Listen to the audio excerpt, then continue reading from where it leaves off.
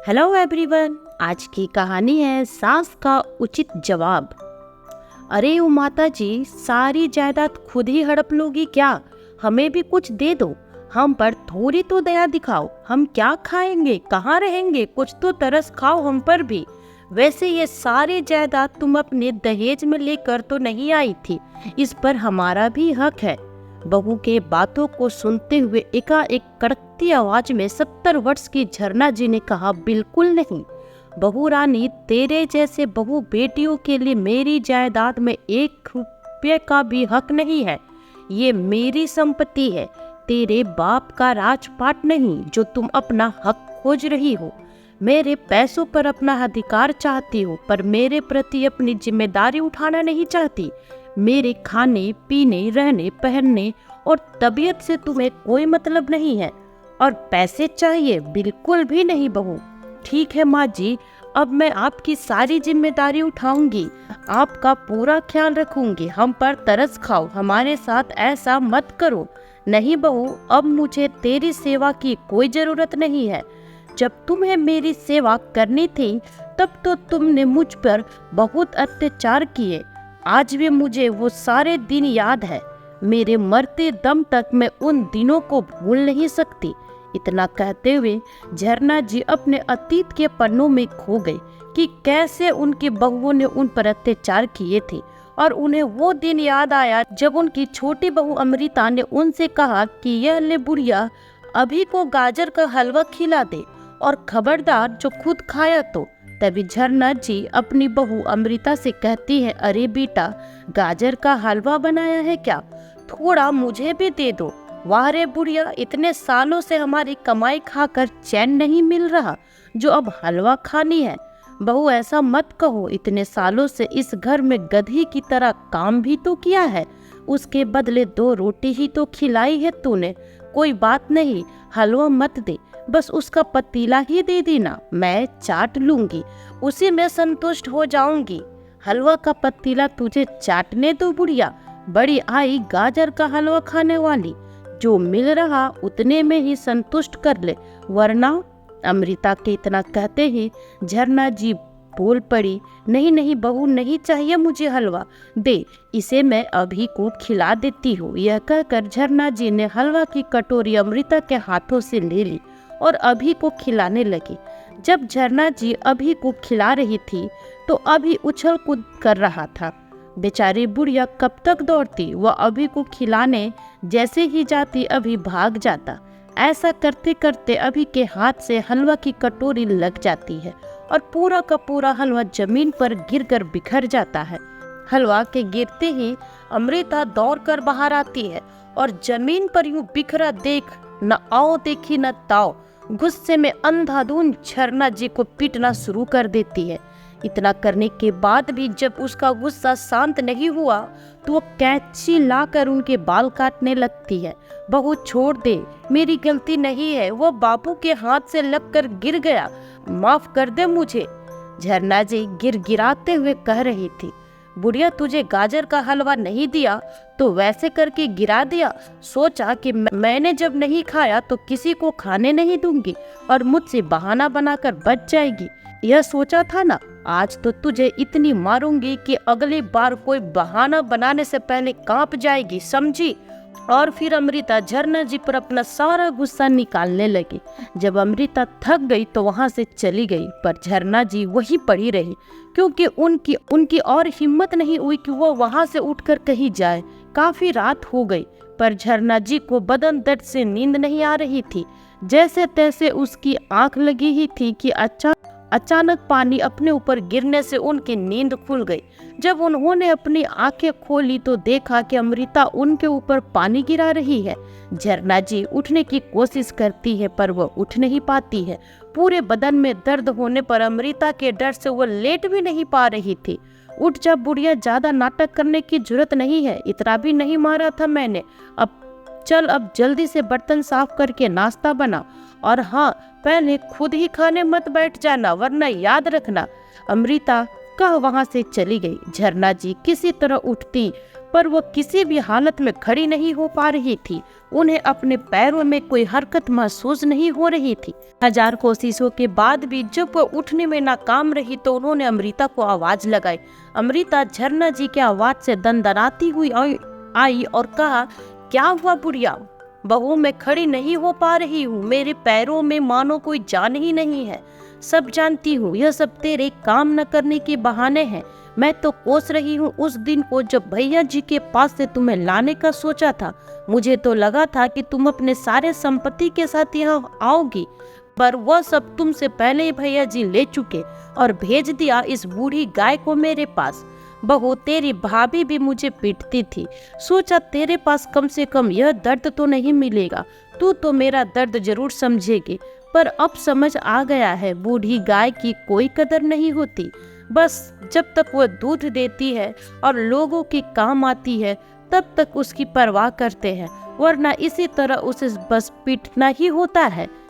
सुन बुढ़िया, अपना सामान बांध ले, तुझे अभी चलना है मेरे साथ। अमृता के यह कहते ही झरना जी बोली, कहाँ चलना है बहू? मेरे बड़े बेटी के पास छूटने जा रही हो वापस क्या? नहीं, भला भैया जी क्यों रखेंगे तुमको अपने पास? उन्होंने तो अपना पीछा छुटा लिया आपसे। बस अब किसी तरह मेरा पीछा भी छूटे तो शांति मिले। पर बेटा, मुझसे तो उठा भी नहीं जा रहा है। ऐसी हालात में तू मुझे कहाँ ले जा रही है? झरना जी ने पूछा तो अमृता ने कहा, इसीलिए तो तुम्हें ले जा रही हूँ। मैं समझ चुकी हूँ कि तुम अब मेरे किसी काम की नहीं हो और मुफ्त में तो मैं तुम्हें पालूंगी नहीं, इसलिए कुछ और तो इंतजाम करना पड़ेगा। कह अमृता वहां से निकल गई। फिर थोड़ी देर बाद वापस आई तो साथ में एक व्हील चेयर लेकर आई और कहा, चल बुढ़िया बैठ इस पर। बहू, मेरे कमर में काफी दर्द है, मुझे डॉक्टर के पास ले चलो। मेरे पैरों को भी अचानक से कुछ हो गया है। हाँ, तुम्हारे सारे दर्द का इलाज ही लेकर आई हूँ, इस पर बैठो पहले। उसके बाद अमृता झरना जी को लेकर एक जगह पहुँचती है और उन्हें वही छोड़ आती है। सुन बुढ़िया, चुपचाप यहीं बैठी रहना जब तक कोई आकर तुम्हें ले न जाए, और कोई भी कुछ पूछे तो खबरदार जो मेरा नाम और मेरा पता बताया कह देना तुम्हारा कोई भी नहीं है इस दुनिया में, तभी तुम्हें छत और रोटी नसीब होगी, वरना मेरे यहाँ आकर तो तुम्हें कुछ भी नहीं मिलेगा, समझी?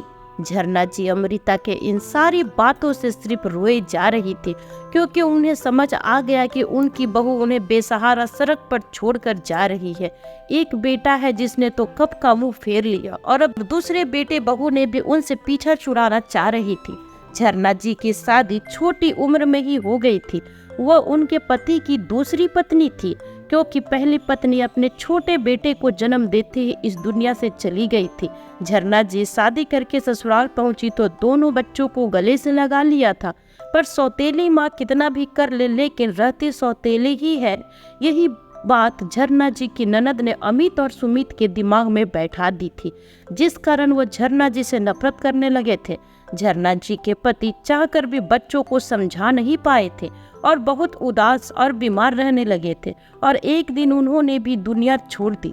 झरना जी दोनों बच्चों की मजदूरी करके शादी करवाई। इतना सब कुछ करने के बाद भी अमित और सुमित के दिल में जरा सा भी झरना जी के लिए प्यार नहीं जागा, और दौलत के लालच में एक दिन सुमित की पत्नी अमृता ने झरना जी को अपने पास ले आई, मगर उन्हें क्या पता था कि उनकी यह दशा हो जाएगी। झरना जी सोची, यह है मेरे बच्चे जिनके लिए पूरी दुनिया से अकेली लड़ी। पिता का साया बचपन में ही उठ गया था, पर फिर भी उनका चेहरा देखकर खुद को मजबूत बनाकर अकेली हर परिस्थितियों का सामना किया, और आज उसी का यह इनाम मिला है। खैर, झरना जी के आंसू अमृता के कठोर दिल को पिघला न पाए और अमृता झरना जी को वहां छोड़कर चली गई। कई घंटे इसी तरह बैठी रहने के बाद एक लंगड़ा वहां आया और उसने झरना जी से वहां बैठे रहने का कारण पूछा।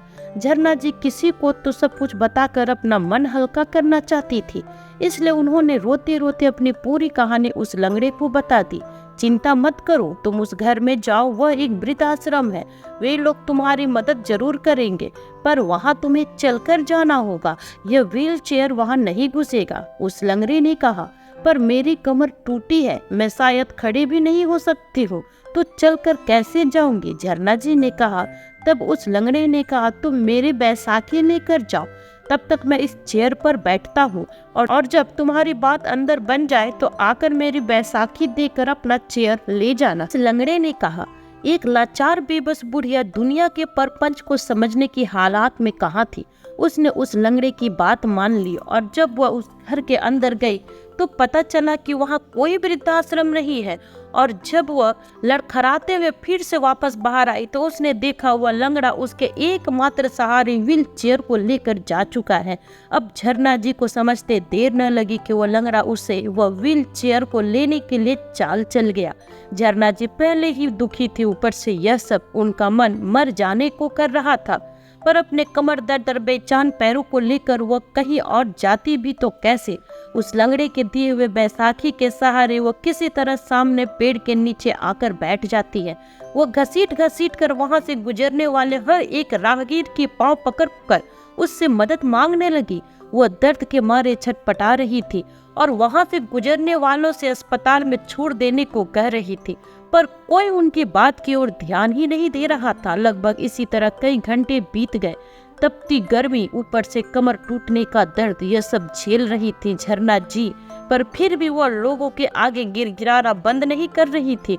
ए बेटा, ओ बेटी, मेरी मदद कर दो, किसी सरकारी अस्पताल तक मुझे छोड़ दो, अब दर्द बर्दाश्त नहीं हो रहा, मर जाऊंगी बेटा, मेरी मदद कर दो। यह सब झरना जी लगातार कहे जा रही थी। थोड़ी देर बाद कुछ लड़के वहां आए। सभी एक कार से उतर करके ऊपर एक केक रखकर उनमें से एक का जन्मदिन मनाने लगे। झरना जी उनके पास भी घसीटते हुए पहुंची, जिस पर एक लड़का कहता है, अरे दादी रुको, यह केक आपको ही देंगे, हम सुबह से केक खाकर थक गए हैं। नहीं बेटा, मुझे यह केक नहीं चाहिए, मुझ पर एक एहसान कर दो, मेरी कमर टूटी हुई है और इसका दर्द अब मुझसे बर्दाश्त नहीं हो रहा, मुझे एक सरकारी अस्पताल में छोड़ दो। झरना जी ने कहा, पर दादी आप ऐसी हालत में यहाँ क्या कर रही हैं? उसमें से एक लड़के अरविंद ने पूछा, जिसका आज जन्मदिन भी था। पहली बार उस लंगड़े को अपनी कहानी बताकर पछताई थी, इसलिए अब उन्हें किसी पर भरोसा नहीं था। तो उन्होंने कहा, बेटा यही सड़क पर एक गाड़ी ने टक्कर मार दी, ले चलो बेटा, भगवान तुम्हारा भला करेगा। हाँ दादी, जरूर ले चलूंगा, आप बैठो गाड़ी में। यह कहकर अरविंद और उसके दोस्त ने झरना जी को एक क्लिनिक पर ले जाते हैं। बेटा यह तो कोई प्राइवेट अस्पताल लगता है, मैंने तो सरकारी अस्पताल कहा था, मेरे पास पैसे नहीं है। दादी आप अंदर चलिए और पैसों की चिंता मत कीजिए, आपका दर्द अगर कम कर सको तो समझूंगा आज मेरा जन्मदिन मनाना सफल हो गया।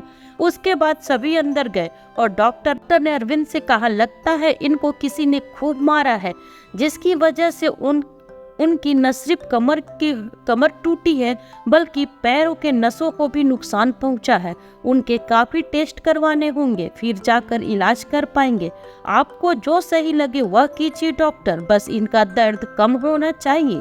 अरविंद ने डॉक्टर से जब कहा तो कमला जी भी सुन लेती है और अरविंद से कहती है, बेटा तुमने मेरे बारे में इतना सोचा, इसके लिए दिल से तुम्हारा शुक्रिया, पर इस अस्पताल का खर्चा काफी हो जाएगा और तुम मुझे यहाँ छोड़कर चले जाओगे तो यह लोग बिना पैसे के मुझे छोड़ेंगे भी नहीं, जो कि मेरे पास नहीं है। तो बेटा तुम सिर्फ डॉक्टर से बोल दो कि मुझे दर्द की कुछ गोलियां दे दे, तुम्हारा बहुत एहसान होगा। दादी मैं आपका पूरा इलाज करवाऊंगा, आप चिंता मत कीजिए, मैं कहीं नहीं भागूंगा। बड़े खुशकिस्मत है वह माता पिता जिसने तुझ जैसे इंसान को जन्म दिया, वरना मेरे जैसी औलाद। यह कहकर झरना जी फूट फूट कर रोने लगी। अरविंद ने उस वक्त कुछ नहीं कहा। करीब 15 दिनों बाद झरना जी का इलाज करवाकर अरविंद उनको अपने घर ले गया। वह घर किसी महल से कम नहीं लग रहा था। उस घर के आगे झरना जी के नाम का बोर्ड लगा था। यह देखकर झरना जी चौंक जाती है, लेकिन फिर सोचती है कि शायद उसकी माता जी का नाम होगा। रात में अरविंद ने पूछा, दादी आपका यह हाल कैसे हुआ, मतलब आपके परिवार वालों में कौन कौन है? क्या बताऊं बेटा, मेरे 2 बच्चे हैं। बड़ा बेटा पहले ही मुझसे नाता तोड़ लिया क्योंकि मैं बुढ़िया उसे बोझ लगने लगी थी। छोटे बेटे को भी मुझसे कोई सरोकार नहीं था, पर मेरी छोटी बहू अमृता अपने साथ मुझे ले गई तो उसने भी मेरा वो हाल किया कि ना तो जी रही थी और ना ही मर रही थी। इसके बाद झरना जी ने अपनी पूरी कहानी अरविंद को बता दी। बेटा अब तो बस अपने मरने का इंतजार है ताकि इन सब दुखों से मुक्त हो जाऊं। ऐसे कैसे मरेंगी दादी, आप अपने गुनहगारों से बदला नहीं लेंगी? अरविंद ने जब कहा तो झरना जी बोल उठी, अब अपने बच्चों से एक माँ बदला लेगी? यह कैसी बातें कर रहे हो बेटा? हाँ दादी, आपके बच्चों ने न सिर्फ आपके ऊपर अत्याचार किया बल्कि आपके जीवित रहते हुए भी आपका श्राद्ध कर डाला तो और आपके मरने की खुशियां भी मना ली। ऐसे बच्चों को सबक सिखाना तो बनता है ना। अरविंद के इस बात से झरना जी चौंक जाती है और इससे पहले वह कुछ बोलती है अरविंद कहता है, दादी मैं गोलू हूँ, आपने मुझे पहचाना नहीं? पहचानती भी कैसे? जब मैं छोटा था तभी चाची आपको पापा के पास से ले गई थी और उसके बाद मैं बाहर चला गया। कई बार पापा से आपसे मिलवाने की बात कही पर पापा ने हर बार टाल दिया। जब मेरी नौकरी लगी और मैं घर आया तो देखा चाचा पापा के साथ मिलकर आपकी श्राद्ध की कार्य कर रहे थे, पर उस दिन आपको इस हाल में देखकर मुझे उनकी असलियत का पता चल गया। पापा और चाचा इतने नीचे गिर जाएंगे सोचा नहीं था। झरना जी अभी भी अरविंद को गौर से देखे जा रही थी, फिर अरविंद को गले से लगा लेती है। गोलू तू मेरा छोटा सा गोलू है, यह कहकर झरना जी रोने लगी। फिर कहने लगी, किसने सोचा था कि अमृता मुझे यूं छोड़कर जाएगी और मैं बरसों बाद अपने गोलू से मिलूंगी, वह भी ऐसी हाल में। पता है गोलू, मैं न जाने कितने लोगों से मदद मांगी पर किसी ने मेरी मदद नहीं की। शायद तुझसे मिलना आज मेरा लिखा था इसीलिए, और किसी ने मदद नहीं की। दादी अब आप चिंता मत कीजिए, चाचा और पापा को मैं सबक सिखाऊंगा, आप तो बस आराम से रहिए। यह आपका ही घर है क्या? सच में बेटा? हाँ दादी, बाहर जो आपके नाम का बोर्ड लगा था, आप बोर्ड नहीं देखी? यह बंगला मैंने आपके नाम से ही लिया है दादी। दादाजी की बड़ी इच्छा थी कि वह आपको आपकी 50वीं शादी की सालगिरह पे एक ऐसे ही बड़ा सा खूबसूरत घर भेंट करे, लेकिन दादाजी तो वक्त से पहले ही हमारा साथ छोड़कर चले गए। आप चिंता मत कीजिए दादी, आपके गुनाहगारों को सजा मैं दिलवाऊंगा। अगले दिन अरविंद वापस गांव के घर जाता है और अपने पापा से इस बारे में कुछ भी नहीं कहता है और वही ठहर जाता है। यह देखकर उसके माता पिता बड़े खुश होते हैं, उनका बेटा उनके पास लौट कर आ गया है। पर एक दिन अरविंद बैठा अपना फोन चला रहा था और उसके पापा टीवी देख रहे थे। तभी दरवाजे पर कोई खटखटाता है। जब अरविंद के पापा देखते हैं तो एक कुरियर वाला एक लिफाफा लिए खड़ा होता है। अरविंद के पापा अमित जब वह लिफाफा खोलकर देखते हैं वो तो तुरंत किसी को फोन करते हैं। अरविंद यह सब कुछ खामोशी से देख रहा होता है और ऐसा जताता है कि उसका ध्यान कहीं और है। हेलो सुमित, गजब हो गया, माँ को ढूंढना पड़ेगा, तुम जल्दी घर आओ। थोड़ी देर बाद सुमित और अमृता आ जाती है। सुमित और अमृता को लेकर अमित अपने कमरे में जाता है। अरविंद भी चुपके से उनकी बातों को सुनने के लिए दरवाजे के बाहर खड़ा हो जाता है। सुमित, माँ के नाम पर 50 लाख की पॉलिसी में चोर हुई है, पर वह निकालने के लिए उनके दस्तखत चाहिए होंगे, क्योंकि माँ पहले मेरे साथ रहती थी इसलिए मेरे पते पर यह लिफाफा आया है। पर माँ को कहाँ ढूंढेंगे, और ढूंढ भी लिया तो लोगों को क्या कहेंगे? उनका श्राद्ध तो कर चुके हैं हम लोग। अमृता सबके सामने बोल पड़ी, इन लोगों की पड़ी है, मुझे तो बस पैसे की खुशबू आ रही है। एक बार वह बुढ़िया मिल जाए फिर तो कुछ भी कह देंगे लोगों को, पर हमारे इतने अत्याचार के बाद वो ये पैसे हमें देंगी? अमृता ने कहा, बिल्कुल नहीं देंगी, पर हमें भी तो आता है उनसे पैसे कैसे लेना है। यह कहकर अमृत और अमृता हंसने लगे। ठीक है भैया, पर अब उन्हें ढूंढे कहाँ? अरविंद सब सुनकर झरना जी को जानबूझकर अपने पापा के सामने लाकर खड़ा कर देता है और यह सब ऐसे दिखाता है जैसे एक इत्तेफाक था। अपनी माँ को देखकर खुशी से उछल पड़ता है और उन्हें बड़े प्यार से घर ले आता है। फिर अमृता और सुमित को यह खुशखबरी देता है। अमृता दौड़ती हुई घर आती है और माँ को गले लगाकर कहती है, कहाँ चली गई थी माँ आप? झरना जी को तो सब पहले से पता था अरविंद की चाल, इसलिए वो बस खामोशी से सारा नाटक देख रही थी। अमित की पत्नी शांति, सुमित और उसकी पत्नी अमृता सब वही थे। अमित कहता है, माँ हमें तो लगा था आप छोड़ो, आपको सामने देखकर मेरी खुशी का ठिकाना नहीं रहा है। आप अपनी खोई हुई माँ को सामने देखकर किसे अच्छा नहीं लगेगा, अमृता ने कहा। फिर अमित कहता है, माँ आपको कल बैंक चलकर एक कागजात पर दस्तखत करने होंगे। कौन से कागजात? मेरी पॉलिसी वाले।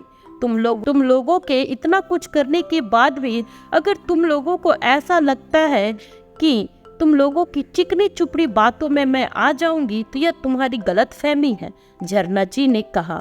हाँ, हमारी गलती है जो आपसे इतने अच्छे तरीके से पेश आए। हमें तो पता है कि लातू के भूत बातों से कहाँ मानते हैं। चुपचाप साइन कर देना वरना, अमित और अमृता ने कहा और उठ खड़े हुए कमला जी पर अपने हाथ उठाने के लिए। बस पापा, बहुत हुआ, बहुत चला लिया हाथ और घूसे, अब जेल में अपने हाथ पैर चलाना। दादी, हमें इनका कबूलनामा, इनके रवैये से सब मिल गया है। अब से दादी आप सुकून से रह पाएंगे, क्योंकि अगर इन लोगों ने आपको जरा सी भी तकलीफ पहुंचाई तो ये जाएंगे जेल में। इनका पूरा वीडियो इन्हें जेल भेजने के लिए काफी होगा, अरविंद ने कहा। यह सब क्या है अरविंद, अपने पापा और चाचा से कैसे बात कर रहे हो, अमित ने कहा। बड़ों के साथ कैसा व्यवहार किया जाता है यह तो आपसे ही सीखा है ना पापा। तो शुक्र मनाइए कि आप लोगों की तरह मैं आप पर हाथ नहीं उठा रहा। अरविंद के यह कहते ही अमित उस पर हाथ उठाने ही वाला होता है कि तभी अरविंद अमित का हाथ पकड़कर कहता है, बस बहुत हो गया पापा। तो या तो आप दादी को पूरे सम्मान और सुकून के साथ दादी की पूरी जायदाद वापस करेंगे या फिर जेल में रहना पसंद करेंगे, यह मैं आप पर छोड़ता हूँ। और चाची, आप कहाँ चली? आप भी दादी को परेशान करने में बराबर की हिस्सेदार है। तो आपकी सजा यह है कि आप आज के बाद कभी भी दादी से मिलने की कोशिश मत करना। अमित ने डर की वजह से सब कुछ वापस कर दिया और सड़क के किनारे एक झुग्गी लगाकर अपनी जिंदगी गुजारने लगा। तो उधर झरना जी आराम से अपने बंगले में अपने पोते के साथ सुकून की जिंदगी बिता रही थी। एक दिन झरना जी बोली, अरविंद बेटा, पता है तू मेरे पुण्य का फल है, पर आज मुझे ऐसा लग रहा कि मेरा जीवन सफल हो गया और भगवान सचमुच है। झरना जी कहते कहते रोने लगी तो अरविंद ने दादी को गले से लगा लिया। अमित और अमृता ने कई बार झरना जी से मिलने की कोशिश की, मगर अरविंद अपने घर के नौकरों को साफ हिदायत दे रखी थी कि उन्हें किसी भी कीमत पर घर के अंदर आने नहीं दिया जाए। तो दोस्तों, कैसी लगी आपको आज की ये कहानी? कमेंट करके जरूर बताइएगा। साथ ही लाइक एंड सब्सक्राइब करना बिल्कुल न भूलें। फिर मिलती हूँ आपसे न्यू वीडियो में नई कहानी के साथ। तब तक अपना ख्याल रखें और स्वस्थ रहें। Bye bye.